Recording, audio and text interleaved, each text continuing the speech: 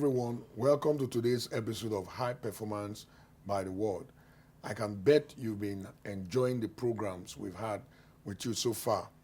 We're looking at maximum value generation or maximum value creation, because to be relevant in today's world, you've got to generate maximum value.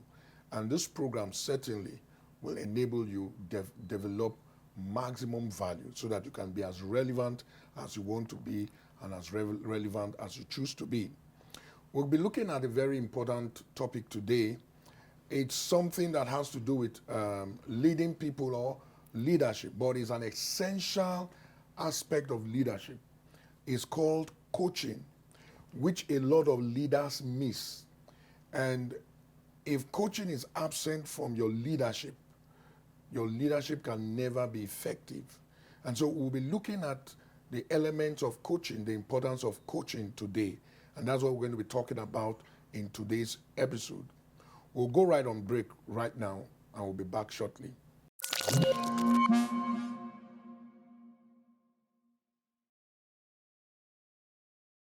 Welcome back. With me on set today is Deaconess Ife Eleri. She's the present chairperson, referee, Taekwondo Federation, Nigeria. She's also the chief coach, Plateau State Taekwondo Association. She's going to be talking with us today and sharing highlights and some very sweet points on coaching as an essential part of leadership. It is said that in coaching, there's a concept that has been pushed forward in management. It is called the performance potential iceberg. Performance potential iceberg. The concept was taken from the iceberg in cold regions. You know, when you observe an iceberg, it tapers towards the top, and you have bigger boulders at the bottom and underneath the water level. What is said in the performance potential iceberg concept is, when an individual comes into an organization, it comes in with an initial level of skill, knowledge, and attitude, which he probably would have received interacting with others over time. But when he comes into the organization, the skill, knowledge, and attitude he's gotten is further developed through training, interactions within the organization. But it is said that the larger boulders, as it is with an iceberg underneath the water surface, will not come to the fore until leadership exhibits the element of coaching. And so coaching is so very vital, it's a vital and essential element of leadership. If the leader is not a coach, he will not get the best out of his people. He will not achieve the best he's supposed to achieve. And so today, Deaconess Ife Eleri will be talking to us about coaching. What really is coaching? What are the elements of coaching? And how do you get the best from your people through coaching? Deaconess, we're talking about coaching today, and we say it's an essential part of leadership. What really is coaching? Thank you very much, sir. Yes. And thank you for the opportunity to be on set. Pastor, coach or coaching is all about motivating, mentoring, guiding your students. That's a coach. Let me start by saying who a coach is. A coach is a person or an individual who motivates, who mentor, who guides his or her students to improve in a specific area. A coach also develops methods in order to develop a specific skill that is lacking in areas of improvement of his or her athletes. That is who a coach is. So coaching is all about motivating, mentoring, and guiding, because you must guide, you must mentor, you must motivate. That is who a coach is. Wow. And so we say in leadership, or put this way, we say a good leader must also be a good coach. Yes. Why is that so necessary in leading? Because Yes. leadership is all about people. Yes. You are leading, you are guiding, you are inspiring, you are motivating. And that is how it is also in coaching. It's about people also. You lead, you guide, you motivate. Remember that leadership, a leader is a vision bearer. In sports, a coach is the person entrusted with the responsibility of discovering and pushing the person or the athlete to his or her maximum potential. Wow. So a coach will actually, and you know, when an athlete is still coming up, when the athlete is still raw, the basic skills need to be introduced. In introducing the basic skills, you need to guide so that the athlete will not deviate. So you need to guide, you need to monitor for the athlete to actually develop that potentials in order to stand out in his or her chosen field of establishment. Do you see that? She just told us that when in sports, for example, when the athlete comes in, it comes in raw. And so the coach has to guide, has to be able to bring out those basic skills that is required to excel in that particular sport. And that is what a leader does.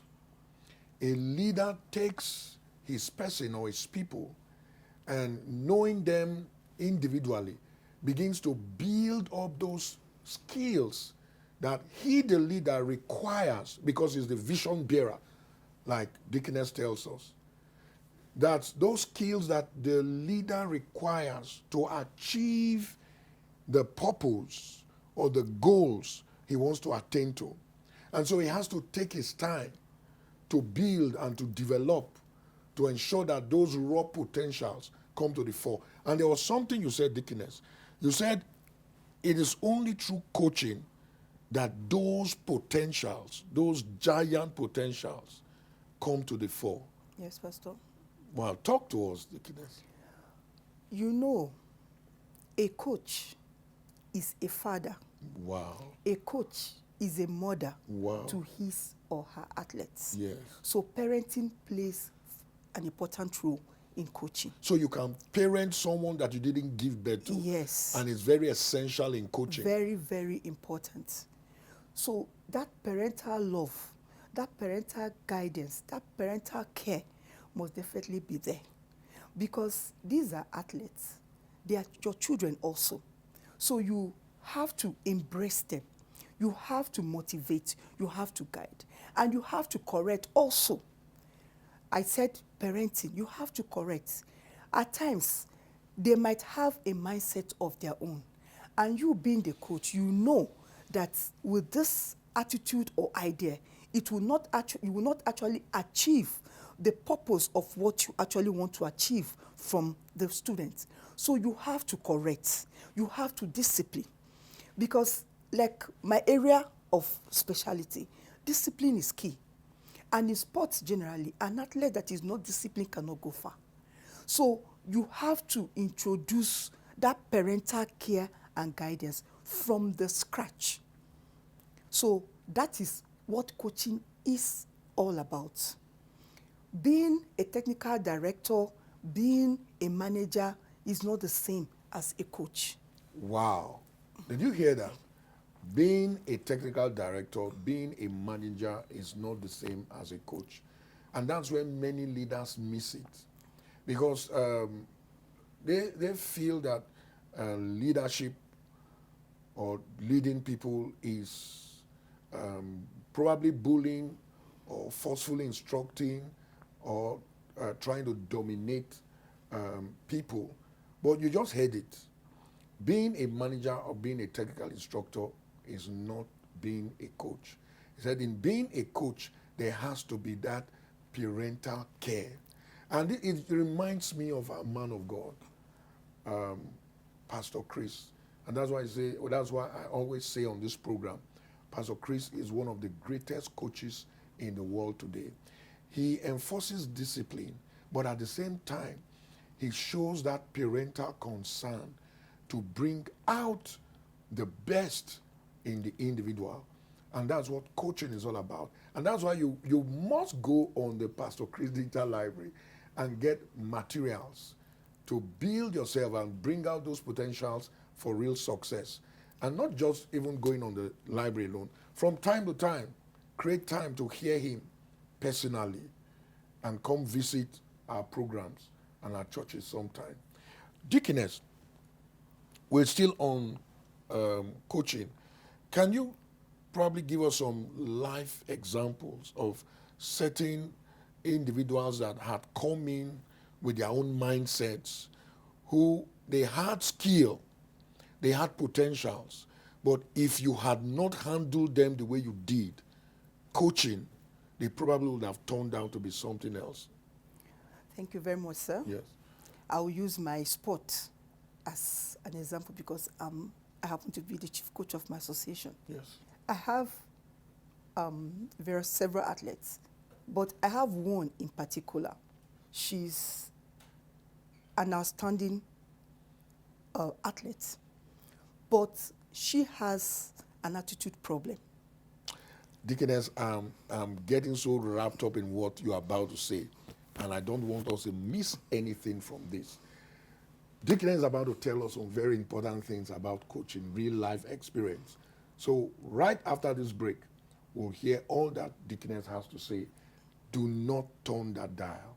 Keep watching.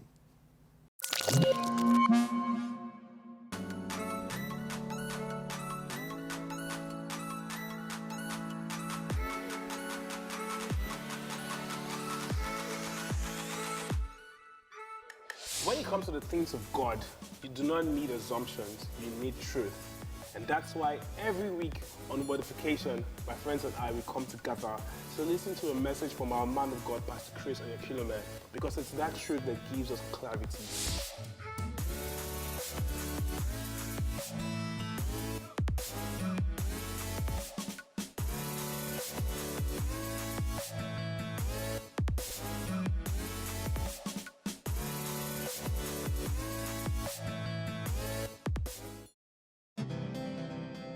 Why we're here, it's about these three things.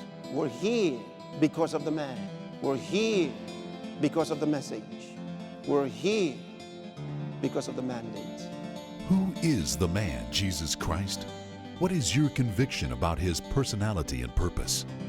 Once these three factors are clear to you, you'll be unshakable. As you listen to this outstanding 3-series DVD, The Man, the Message, and the Mandate, your journey of life will become even more glorious. What you have to do now is to live for Jesus. You can't live for yourself anymore. If you truly love Jesus, then you must live for him. This DVD by Pastor Chris is available now. To order, please call the number now showing on your screen. Experience the liquid love of our Lord Jesus Christ flow in and through you. It's also available on the Pastor Chris Digital Library app on the Google Play Store and Apple Store.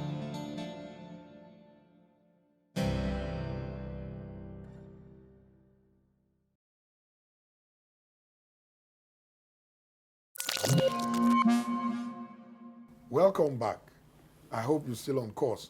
Just before we went on the break, Deaconess was sharing some very important things with us about her experience as a coach. And she began talking to us about a particular athlete that came in with some attitude problems. And she's going to tell us what happened afterwards. Deaconess, please continue with your story. Thank you very much, sir. Yes. I said I have an athlete. She has an attitude problem. And her attitude, I said earlier that to excel in sports, discipline is key. Yes. Discipline is very, very vital. So what she does, she picks when to come for training. She picks the days to come for training. And even when you talk, she's so arrogant about it. And I looked at it. What do? I've spoken to her one-on-one. I have quarreled. I have cancelled. I have suspended. There was a time I even said that her salary should not even be paid. But all this, there was no improvement. So what did I do? I now said, okay, let's do it our way. So what I now decide to do, or what I end up doing, anytime she comes for training, once we finish training, because we normally would train 2 hours every day in the morning hours. So once we are done with the normal regular training, I still extend her normal time. So by the time she worked for 6 hours every day, she now started changing. I started seeing some improvements. She doesn't want to be left behind as before, because I make sure that those programs she missed, she will end up doing it. them. So no room for cheating. So she now understood that it's like this woman is on to me. So I have to do something. So what she now does now, she follows our regular training program. She comes. Any day she will not come, she will inform me. She will tell me that this is the reason. And if I say your reason is not acceptable, I'll still see her. And this girl, she's an exceptional athlete. Wow. Presently, she's ranked #1 in her weight. Wow. She's a national athlete. She's an international athlete. So I have to mentor. I have to coach. And that is why she is where she is today. Wow. Wow. Can you beat that? Is that right now this lady who came in initially with the attitude problem, no discipline, they didn't want to walk, is now #1 in her weight category in Taekwondo. She's a national athlete. Just imagine if she hadn't spent time to coach her. Remember what we said. It's not just about being the technical director. It's not just about being the manager. It's not just about being a leader to enforce things. It's being a coach. And she said initially she said she did all that. She suspended, she queried, she shouted, but she decided to take the path of coaching. And now she developed the greatest potentials in this athlete. And now this athlete is one of the best in her field. Boy, Dickness, that is remarkable. So sometimes someone can get frustrated even in the while you are trying to get somebody coached and so on and so forth. So that means one of the qualities of a leader must be patience. So tell us, why must a leader be patient? You know, if you are working with athletes, these athletes they are from various backgrounds. Their family upbringing is something you can't really say. And that is why, as a coach, you need to know your athletes in total. You need to know where he or she is coming from. That will give you a knowledge or a knowledge base of what to do and how to manage these athletes. So I'm going to interrupt your thoughts a little bit. You got that again. It says, as a coach, you've got to know your people. And that's why we said one of the qualities of a good leader is to know his people plus knowing the business. You must know your people. You must know the business. Thank you. Thank you, Pastor Sam. Yes. So in coaching, you know, I said earlier about attitude. You have to be patient. You have to be tolerant. You have to tolerate.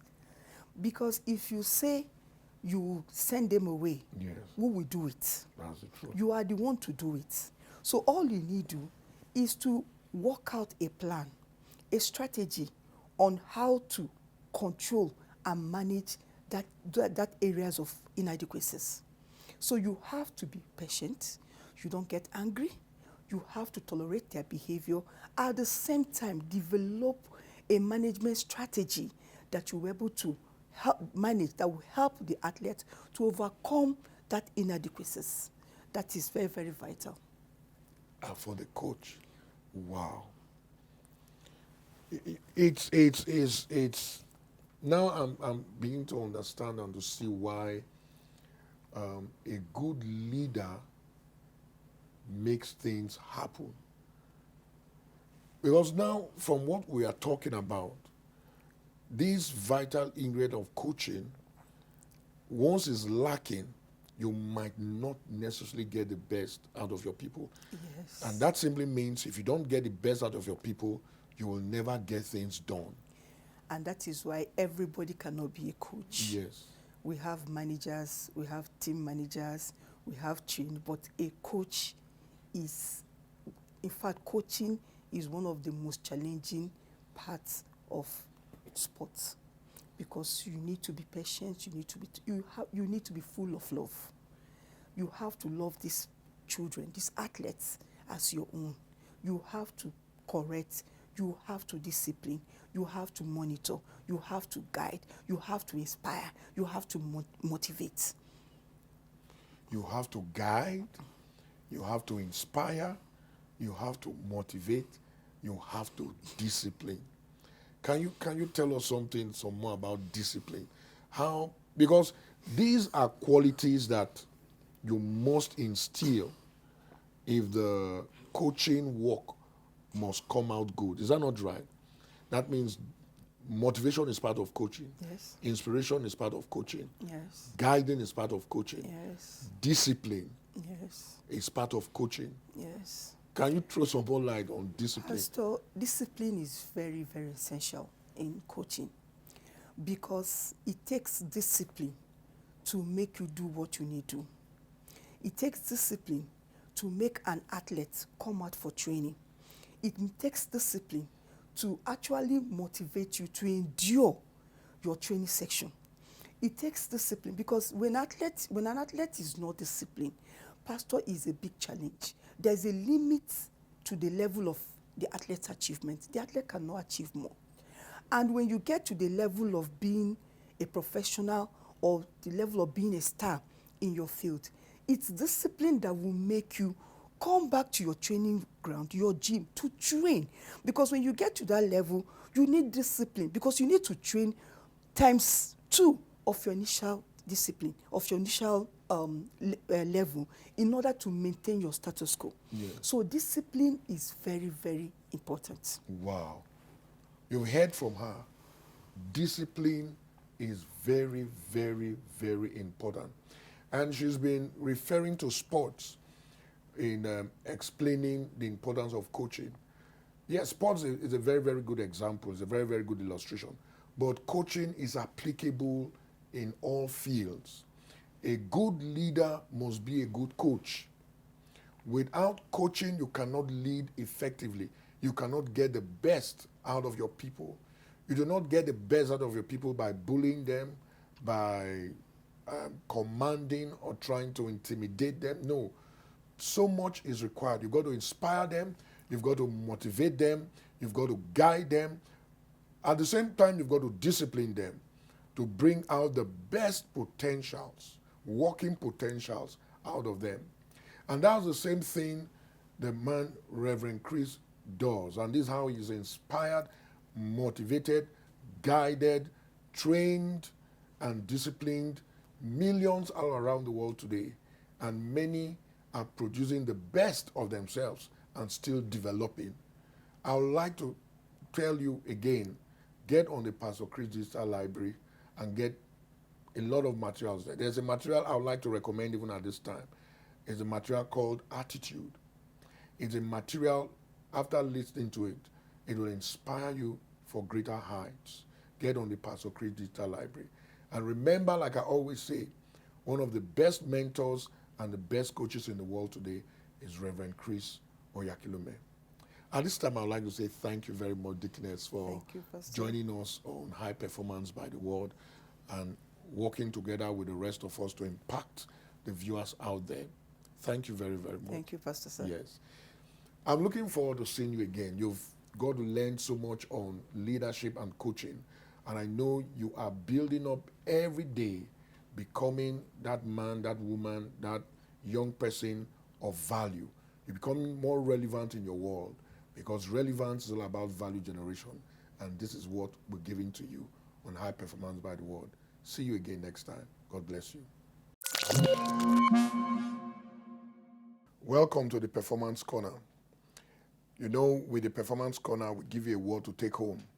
a word from management that helps you build value and create better value. Today's word is coaching. Coaching. Coaching is an essential part of leading. To lead effectively, you've got to be a good coach. What does coaching do? Coaching helps to expand the capabilities, the capacities, and the skills of individuals. And that means if you're leading people and you're not coaching them, you're unable to expand their capabilities. You're unable to expand their capacities. But when coaching is taking place in your leadership, then you get the best out of your people. People hit their peak in their potentials, and they deliver for you what you expect, what you desire, and what you want to see. So coaching has to be an integral and an essential part of leadership. If you are a leader, you must be a coach. If you are a coach, you are a good leader. God bless you.